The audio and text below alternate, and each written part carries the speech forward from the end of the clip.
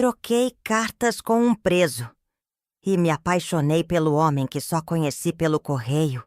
Ele dizia que era inocente e eu quis acreditar.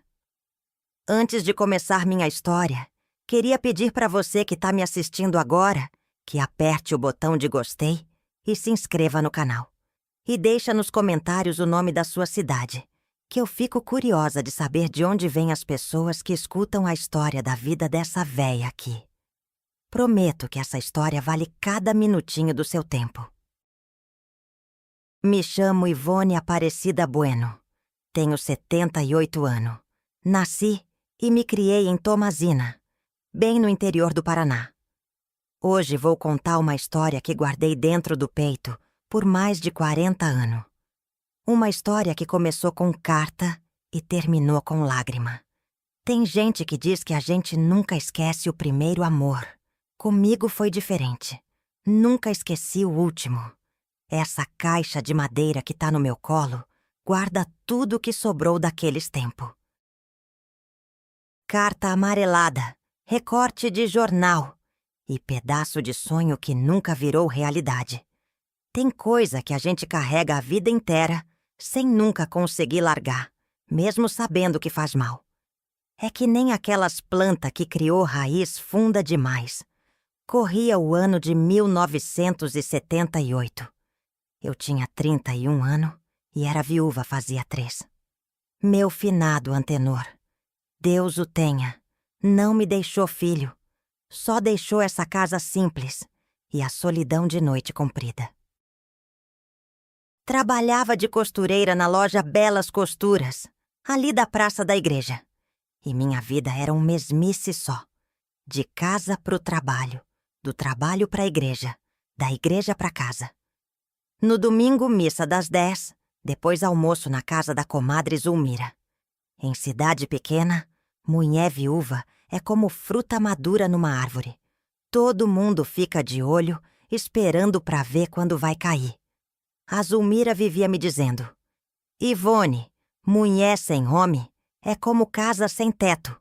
Fica à mercê de tudo que é vento. E não era só ela, não. O padre Alcides, as beatas da igreja, os parentes afastados, todo mundo achava que tinham que dar pitaco na minha vida. Devia aceitar o convite do seu Geraldo da farmácia, diziam umas. O compadre Alberto ficou viúvo também. Seria um bom arranjo, falavam outras. Parecia que ser viúva era doença que precisava de cura urgente. Mas eu sentia que tinha algo mais esperando por mim nessa vida. Só não sabia o quê. Foi numa quinta-feira de maio que tudo começou a mudar.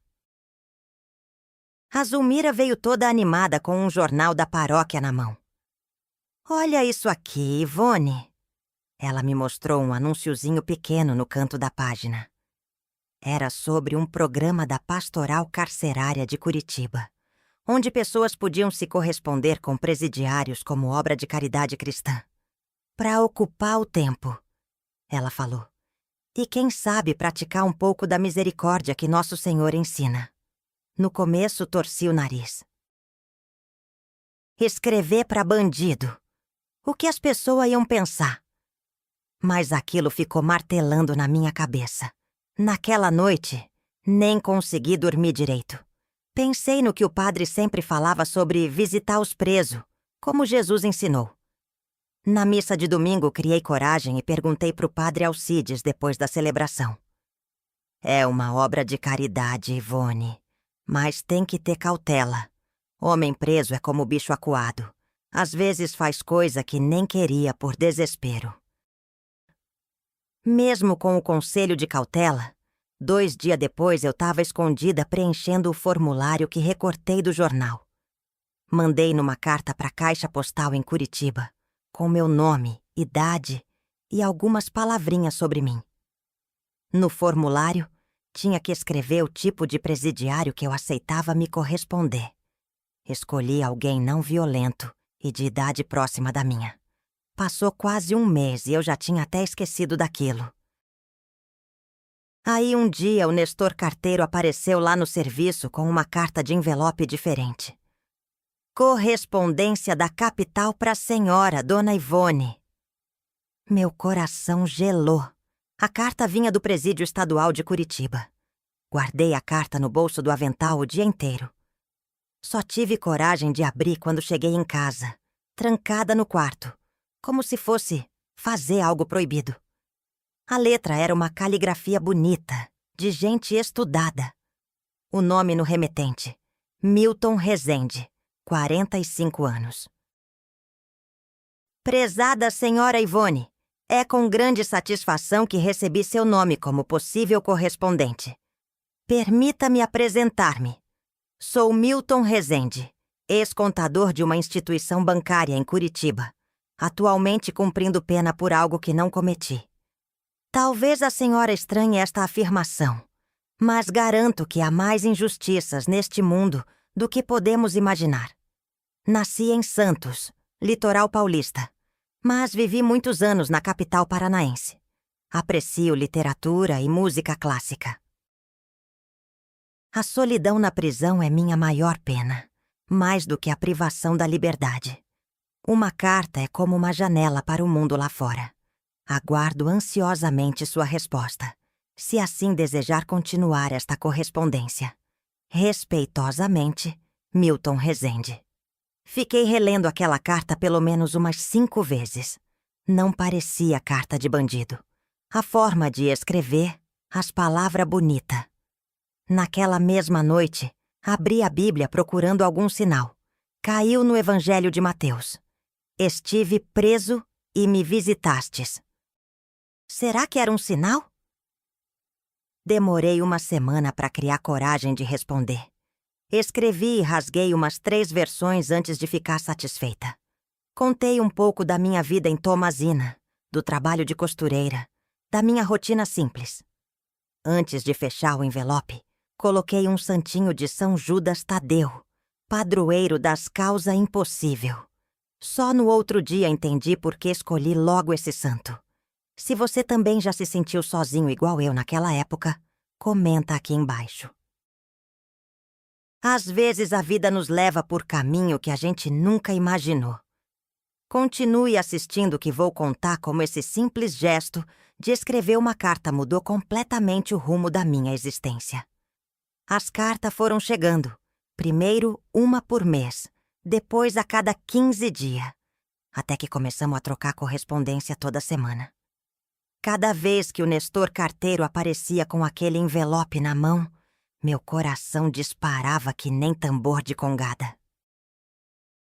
Eu guardava para ler sozinha, sempre de noite, com a lamparina acesa. A letra dele era caprichada, as palavras sempre bem escolhidas. Milton me contava sobre o dia a dia na prisão, os livros que lia na biblioteca de lá e como sonhava em ter um barquinho para pescar quando saísse. Me contou da infância em Santos, de como sentia falta do barulho do mar, do cheiro de maresia. Na 5ª carta, ele escreveu: Quando respiro fundo e fecho os olhos, ainda consigo sentir o balanço das ondas sob meus pés, como se estivesse em um barco navegando para longe de tudo que me aprisiona.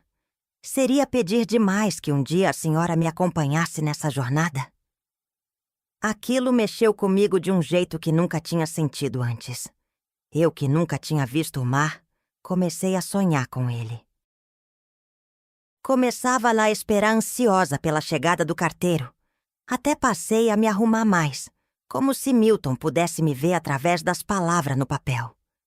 Depois de 4 meses de carta, recebi um poema que ele mesmo escreveu. Entre grades de ferro e de saudade, encontrei nas suas letras minha liberdade, o que não daria para ver seu sorriso, mesmo que fosse apenas por um instante improviso. Fiquei tão boba com aquilo que passei a comprar livro de poesia na única livraria da cidade, para entender melhor o que ele escrevia. Lia escondida de noite porque, em Tomazina, mulher que lia muito era vista como esquisita, ainda mais lendo poesia. Foi aí que a bomba estourou.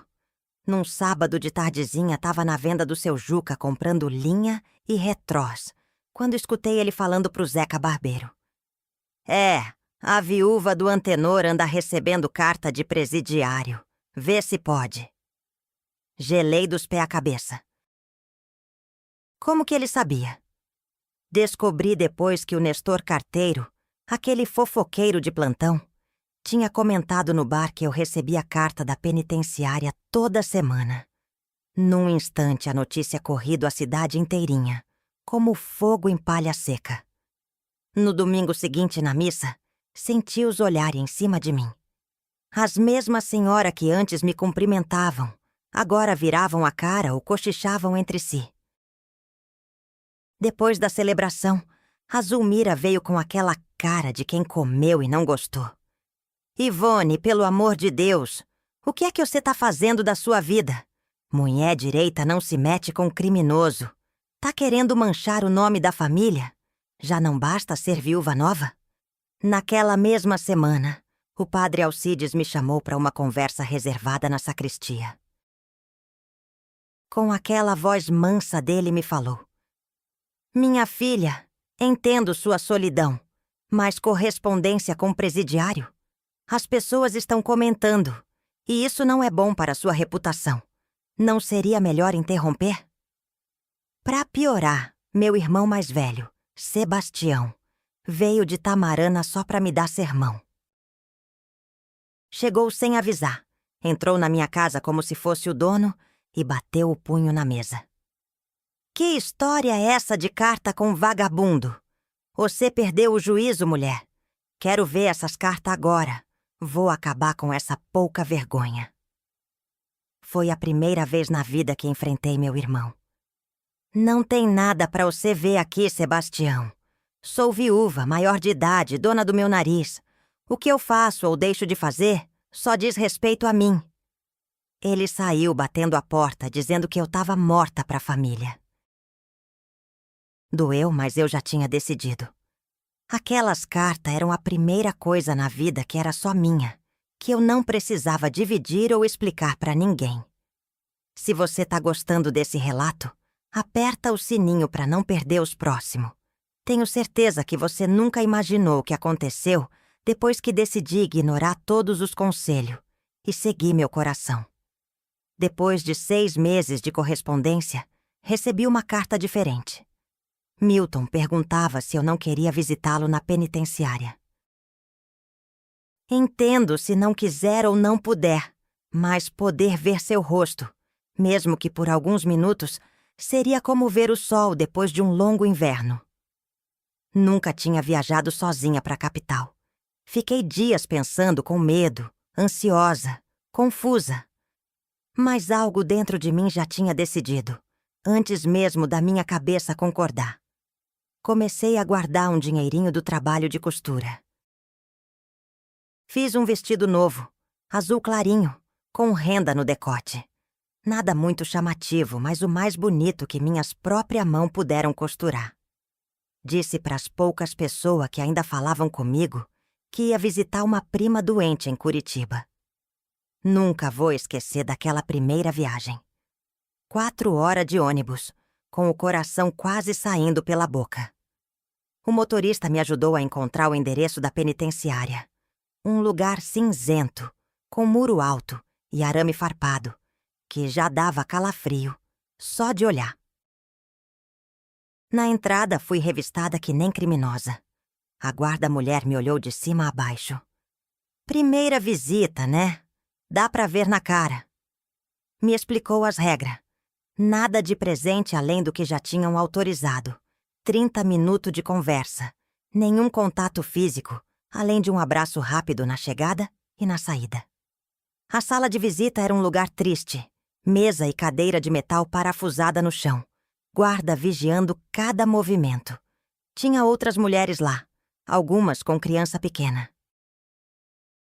Nos olhamos com uma solidariedade silenciosa, como quem diz, sei o que você tá passando. Quando o Milton entrou, quase não reconheci. Nas cartas imaginava ele alto, forte, bem apessoado. O homem na minha frente era mais baixo que eu, magrelo, com uma cicatriz grande cortando a sobrancelha esquerda. Os olhos, porém, eram penetrantes, castanho escuro, quase preto. Nossa conversa foi esquisita no começo. Ele parecia nervoso, diferente da pessoa eloquente das cartas. Falava rápido, pulando de um assunto para o outro. Contou da infância em Santos, mas dessa vez mencionou um pai pescador. Nas cartas tinha falado que o pai era comerciante. No final da visita, quando ele segurou minha mão por cima da mesa, senti um choque percorrendo meu corpo inteiro. Os dedos dele eram ásperos, diferente do que eu imaginava para um contador. "Você voltará, Ivone?" Ele perguntou com uma intensidade no olhar que me deixou sem ar.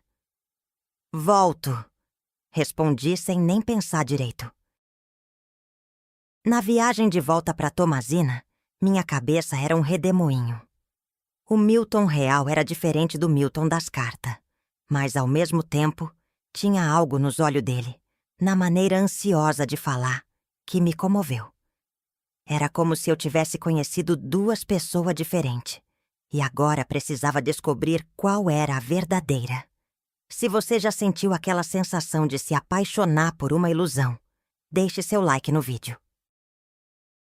Sei que parece loucura continuar essa história, depois de perceber tanta contradição. Mas, como diz o ditado, coração tem razões que a própria razão desconhece. As cartas e visita continuaram. Cada vez que ia a Curitiba, levava alguma coisinha. Bolo de fubá que ele dizia adorar, meias que tricotei nas noites frias, uma camisa que costurei escondida no trabalho. Cada centavo que economizava ia para essas viagens ou para os presentes simples. Na terceira visita, Milton me falou que faltavam 2 anos para a liberdade condicional dele. Pela primeira vez, falou de plano concreto para o futuro. Pensei em abrirmos uma pequena livraria em Paranaguá. É perto do mar que amo e longe dos olhares da sociedade que nos julga. O que acha? A ideia de começar uma vida nova, longe dos fofoqueiros de Tomazina, parecia um sonho. Ele falava com tanto entusiasmo da livraria, dos livros que venderíamos, da casinha que teríamos perto da praia, que comecei a visualizar tudo isso como se já fosse real. Foi quando começaram os pedidos de dinheiro. Pequeno no início. "Preciso de material para um curso que estão oferecendo aqui. Seria possível enviar 50 cruzeiros?" Depois aumentaram. "Descobri um advogado que pode acelerar minha liberdade condicional, mas cobra 300 cruzeiros de adiantamento." Comecei a trabalhar além da conta. Pegava costura extra para fazer de noite em casa. Vendi os poucos enfeites de prata que tinha herdado da minha mãe. Hipotequei um pedacinho do terreno dos fundos. Tudo para juntar o dinheiro que Milton dizia ser necessário para o nosso futuro. Me afastei de vez das poucas amizades que ainda mantinha. Minha vida girava em torno daquelas cartas e visita mensal. Quando alguém tentava me alertar, eu ficava braba. "Vocês não conhecem ele como eu conheço. Não julgue quem nunca teve oportunidade de se defender." Um dia estava costurando um vestido para Dona Carmen, a esposa do gerente do banco, quando vi um jornal velho em cima da mesa dela. A manchete me chamou a atenção. "Golpista do falso investimento é condenado a 8 anos." Olhei a foto e quase caí da cadeira. Era o Milton. Pedi para ir ao banheiro e levei o jornal comigo. O artigo contava uma história bem diferente da que eu conhecia. Milton não era contador de banco.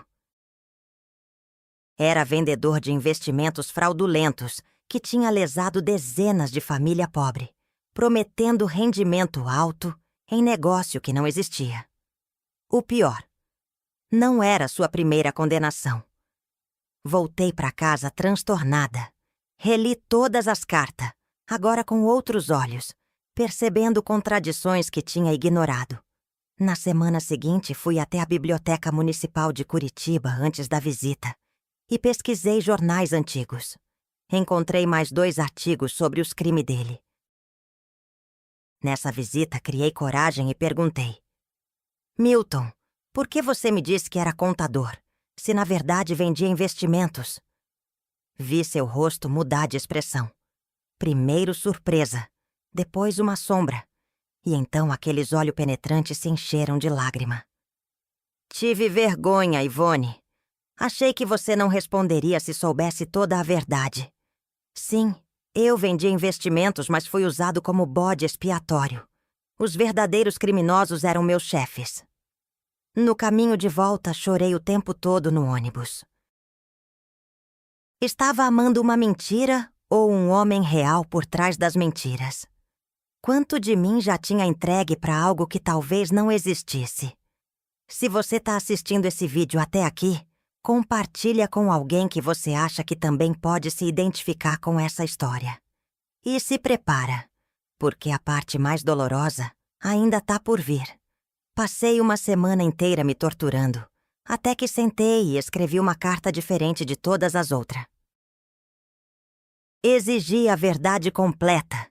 Disse que não aguentava mais mentira e que se ele não fosse sincero comigo, seria a última carta que receberia. A resposta chegou 2 semanas depois, num envelope mais grosso que o normal. 12 páginas escritas em letra miúda, onde Milton finalmente confessava parte dos crimes. Admitia ter enganado pessoas com um investimento falso, mas insistia que não sabia no início que era um fraude. Quando descobriu, segundo ele, já estava envolvido demais para sair.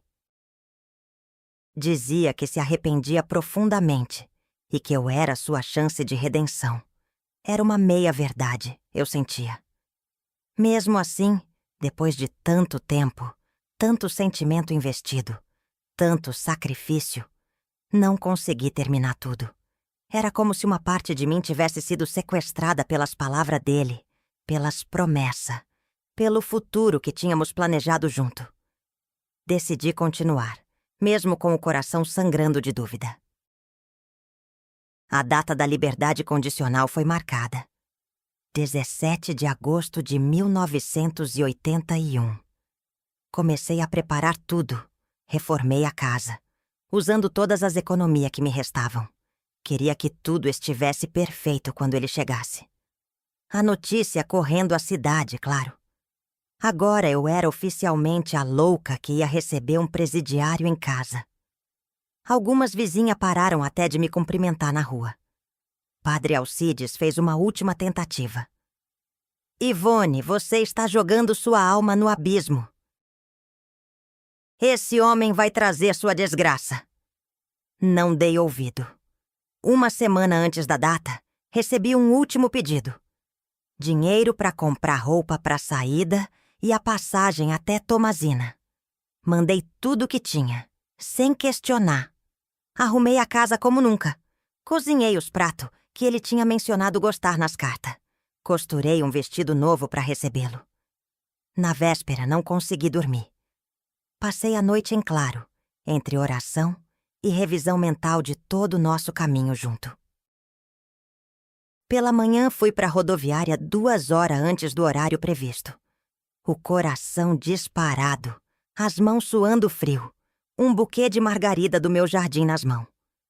O ônibus de Curitiba chegou e ele não estava nele.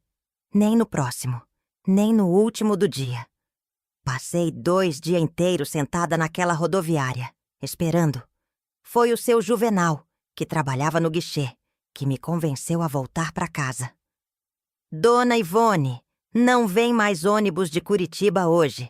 Amanhã a senhora volta, vai ver ele perdeu a condução. No 3º dia, um homem desconhecido apareceu na minha porta. Era um ex-detento que tinha conhecido Milton na prisão. Dona Ivone, ele pediu para entregar isso. Era uma carta. O homem não esperou resposta. Foi embora rápido como quem cumpre uma tarefa desagradável. Abri a carta com as mãos tremendo. Querida Ivone, quando você ler esta carta, já estarei em Santos. Consegui minha liberdade e decidi que preciso de um novo começo, sem nenhuma lembrança dos tempos de cárcere. Isso, infelizmente, inclui você. Agradeço por todo o apoio e carinho durante esses anos difíceis. Você foi um anjo em minha vida. Mas agora preciso seguir sozinho meu caminho. Por favor, não tente me encontrar. Será melhor assim para nós dois. Com carinho, Milton. Só muito tempo depois descobri, através de um investigador que contratei com o último dinheiro que consegui emprestado, que Milton tinha feito o mesmo com outras 3 mulheres de cidade diferente. Era um golpe bem planejado. Escolhia viúvas ou solteiras de meia-idade, criava um relacionamento por carta, pedia dinheiro para quando saísse e depois desaparecia. A dor foi tão grande que adoeci. Passei 2 semanas de cama, com febre alta. Não conseguia comer nem dormir. Perdi tanto peso que as roupas ficavam penduradas no corpo. A casa estava hipotecada, tinha dívida por todo lado e o coração quebrado em 1000 pedaços. Foi aí que a Matilde, aquela mesma que antes me criticava, apareceu na porta com uma panela de canja. "Vim cuidar de você", ela disse sem mais explicação. Outras mulheres da cidade também vieram, trazendo comida, remédio caseiro, ou só para fazer companhia. Parece que a desgraça alheia desperta um tipo estranho de compaixão nas pessoas. Tentei denunciar o golpe, mas o delegado só riu da minha cara. "A senhora mandou dinheiro por livre e espontânea vontade." "Que crime que tem aí? No máximo um calote. E isso não é caso de polícia." Os anos seguintes foram de reconstrução lenta e dolorida. Voltei a trabalhar, agora fazendo faxina nas casas de família rica, além da costura. Paguei as dívidas aos pouquinhos. Reconquistei, não o respeito, mas pelo menos a tolerância da comunidade. Mas nunca mais consegui confiar em homem nenhum. Houve alguns interessados com o tempo, viúvo procurando companhia, um senhorzinho de Joaquim Távora que me conheceu na festa da padroeira. Nunca dei chance. A ferida tinha cicatrizado por fora, mas por dentro continuava aberta. Me diz nos comentários se você também já teve um amor que te marcou para sempre, mesmo não sendo o primeiro. Às vezes são as feridas que nos ensinam mais sobre nós mesmos do que as alegrias. Então é isso. A jovem que veio me entrevistar já foi embora, mas continuei aqui, conversando com vocês, como se fossem visita na minha sala. Engraçado como a gente guarda certas histórias por tanto tempo. E quando finalmente conta, parece que um peso sai das costas. Vocês devem estar se perguntando: por que ela guardou todas as cartas, se eram em grande parte mentira? É que essas cartas me ensinaram quem eu era. No fim, não era sobre ele. Era sobre mim mesma. Olhem aqui. Mostra um pequeno barquinho de papel amarelado. Fiz esse barquinho com a primeira carta que recebi dele. Nunca naveguei de verdade. Nunca conheci o mar que ele tanto falava.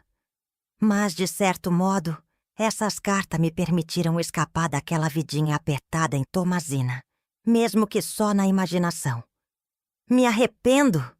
Me arrependo do sofrimento, da ingenuidade, do dinheiro perdido.